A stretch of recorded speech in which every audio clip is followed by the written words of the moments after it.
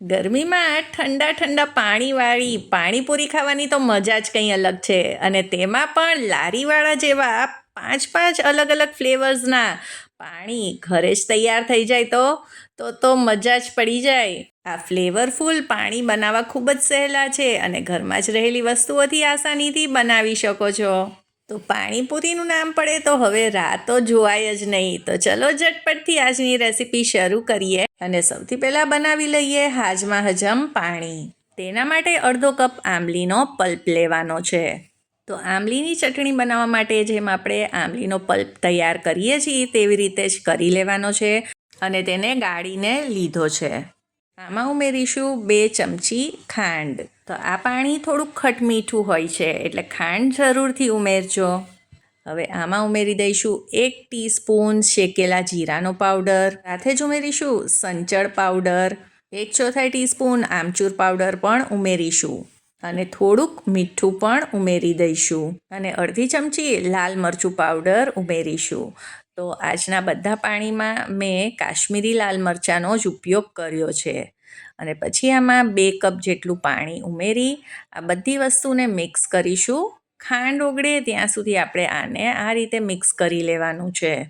અને હવે એડ કરી દઈશું થોડીક સોલ્ટેડ બુંદી અને આને ફ્રીઝમાં મૂકી દઈશું ઠંડુ થવા માટે.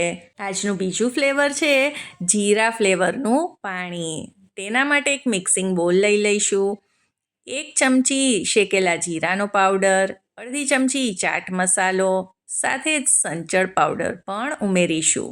થોડુંક મીઠું અને 5 ચમચી લાલ મરચું પાવડર પણ અને અડધા લીંબુનો રસ નીચવી દઈશું.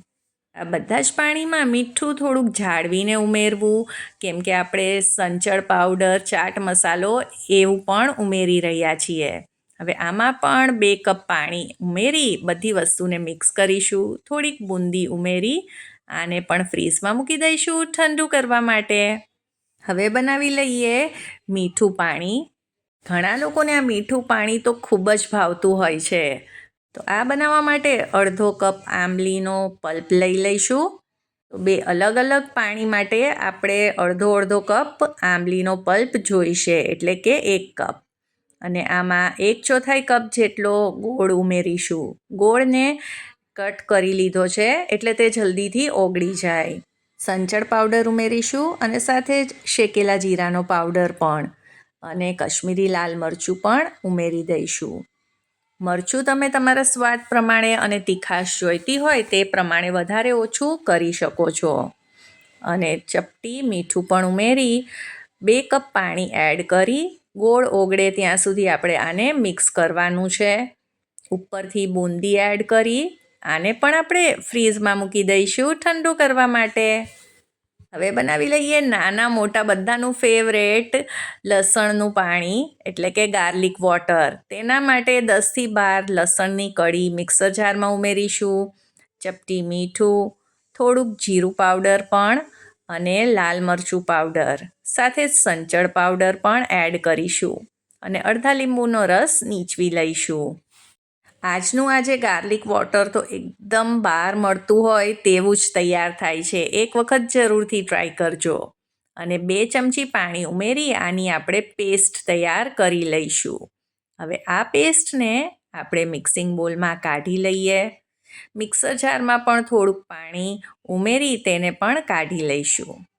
અને આમાં પણ 2 કપ જેટલું પાણી એડ કરી દઈએ. તો હવે આમાં તો આપણે બધી જ વસ્તુ ઉમેરી જ દીધેલી છે એટલે હવે કંઈ પણ નથી એડ કરવાનું. ઉપરથી ખાલી થોડીક બુંદી ઉમેરી આને પણ આપણે મૂકી દઈશું ફ્રીઝમાં. હવે બનાવી લઈએ બધાનું ઓલ ટાઈમ ફેવરેટ રેગ્યુલર પાણી એટલે કે ફુદીનાનું પાણી.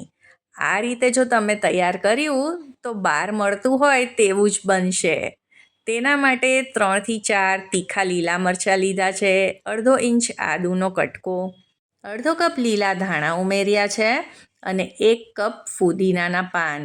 આમાં જે કૂણા ડાળખા હતા તે મેં લઈ લીધા છે. સ્વાદ પ્રમાણે મીઠું, પાણીપુરીનો મસાલો ઉમેરીશું અને આમચૂર પાવડર પણ. સાથે જ શેકેલા જીરાનો પાવડર એડ કરીશું અને 1 લીંબુનો રસ આમાં એડ કરીશું. ખટાશ તમારે વધારે કે ઓછી જોઈતી હોય તે પ્રમાણે ઉમેરી શકો છો. અને 2 થી 3 ચમચી પાણી ઉમેરી આની પણ આપણે પેસ્ટ તૈયાર કરી લઈશું.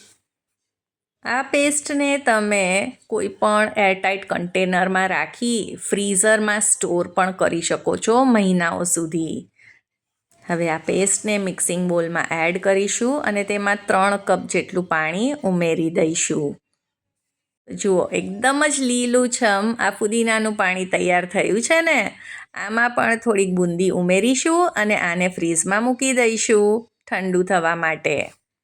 હવે આ 5 ફ્લેવરના પાણી તો તૈયાર છે. જ્યારે તે ઠંડા થઈ જાય પછી એક વખત બહાર કાઢી તેને ટેસ્ટ કરી લેવા, કેમ કે ઠંડા થાય પછી જ તેનો એક્ઝેક્ટ ટેસ્ટ તમને ખ્યાલ આવશે. બનાવશો ત્યારે નહીં ખબર પડે. અને પછી કંઈ જો એડ કરવું હોય તો કરી શકો છો. અને પછી શું, બસ પૂરીમાં ચણા બટેટાનો મસાલો ભરો અને આ 5 ફ્લેવર્સના પાણી સાથે પાણીપુરીને એન્જોય કરો. તો જો આજની આ રેસીપી તમને પસંદ આવી હોય તો તેને લાઈક કરજો, શેર કરજો અને ચાર્મિસ ગુજરાતી રસોઈને સબસ્ક્રાઈબ કરી દેજો. જય શ્રી કૃષ્ણ.